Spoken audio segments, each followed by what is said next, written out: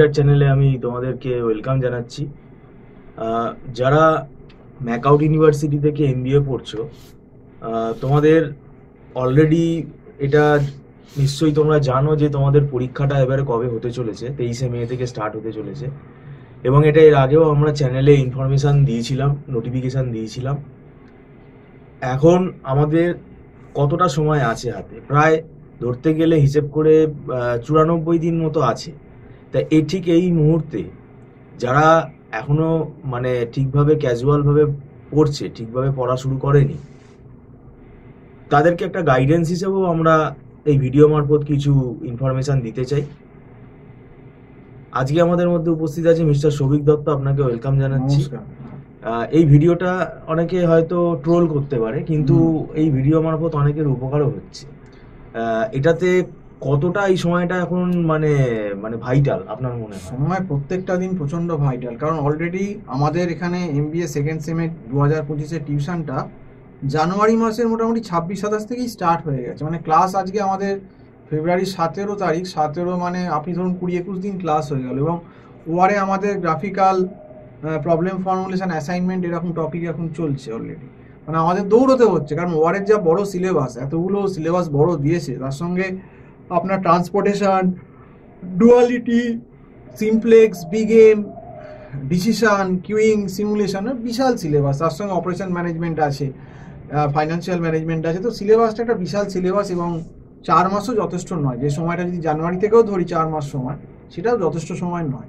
এবং এখন তো আস্তে আস্তে এটা হবেই, যে যত দিন যাবে দিন কমতেই থাকবে। যেমন আজকে হয়তো 94 দিন এসে ঠেকেছে, কারণ যেটা নোটিফিকেশন দেখতে পেলাম মে 23 তারিখ থেকে পরীক্ষা শুরু হওয়ার কথা। 23 না হলেও 25-26 মে থেকেও শুরু হলে ওই আপনি ধরেই নিন 94 কি 95 দিন আর ম্যাকআউটের আর হাতে আছে। এবং সত্যি কথা বলছে, সেকেন্ড সেমের সিলেবাসটা খুব হিউজ সিলেবাস। ফাইন্যান্সিয়াল ম্যানেজমেন্টের সিলেবাসটাও হিউজ, আপনার অপারেশন রিসার্চের সিলেবাসটাও হিউজ। এবং তার সঙ্গে আপনাকে যেটা আবারও বললাম, যে অপারেশন ম্যানেজমেন্ট যেগুলো quality control chart, inventory model, plan location, তারপর মেটেরিয়াল রিকোয়ারমেন্ট প্ল্যানিং, নেটওয়ার্কিং এর অনেক কিছু theory plus sums engineering sums আছে। কাজেই এখনও যারা সিরিয়াস হচ্ছেন না বা পড়ছেন না, এবং কলেজে হয়তো এখনও ভালো করে অনেক জায়গায় ক্লাস শুরু হয়নি, বা হলেও হয়তো সেইভাবে হচ্ছে না, তারা যদি ক্যাজুয়াল থাকেন, আবার সেকেন্ড সেমে গিয়ে সেই ফেল সাপ্লি হবে, এবং একটা সাপ্লির সম্ভাবনা থেকে যাচ্ছে।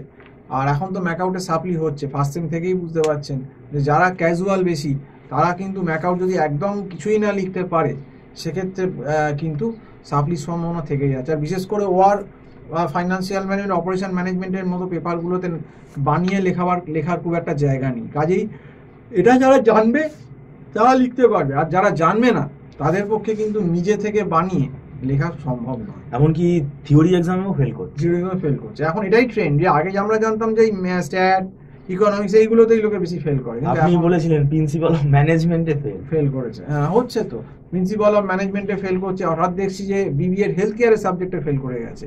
এবং অনেকেই আছে দেখবেন সাপ্লি হচ্ছে মার্কেটিংয়ে, হঠাৎ একটা সাপ্লি চলে এলো, এইচআরে সাপ্লি চলে, এমআইএসে সাপ্লি চলে এলো। কাজেই মানে কোনো ব্যাপারটাকেই আমরা হালকাভাবে সেকেন্ড সেমিস্টারে নিতে পারবো না। এবং সময়টা সত্যি কথা বলছি অত্যন্ত কম।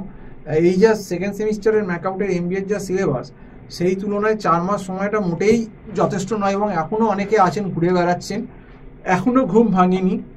এবং সরস্বতী পূজার জন্য কিছু তো দিন তো আমাদের কিছুদিন গেছে, এবং তাছাড়াও এখনও অনেকে ঘুরে বেড়াচ্ছেন।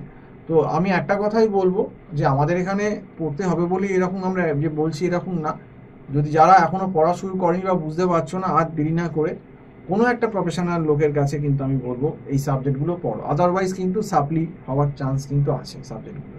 যারা আর্টস ব্যাকগ্রাউন্ড, তাদের কি অসুবিধা হতে পারে? জানবেই না, সে তো কিছু জানবেই না, না ওয়ার, না অপারেশন ম্যানেজমেন্ট, না ফাইন্যান্সিয়াল ম্যানেজমেন্ট। তাদেরকে তো বেশি করে আগে টিউশন নিতে হবে অন্য কারুর কাছ থেকে। তো এটাই আমাদের বলার ছিল। আবারও সতর্ক করছি যে কিন্তু পড়ো, ভালো করে পড়লে ভালো নম্বর পাবে, আর না পড়লেই কিন্তু ফেল হবে। এটা একদম সত্যি কথা।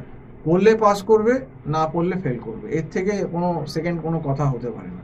তো আজকে এই বলেই শেষ করছি। সম্পূর্ণ ভিডিও দেখার জন্য অসংখ্য ধন্যবাদ। নমস্কার।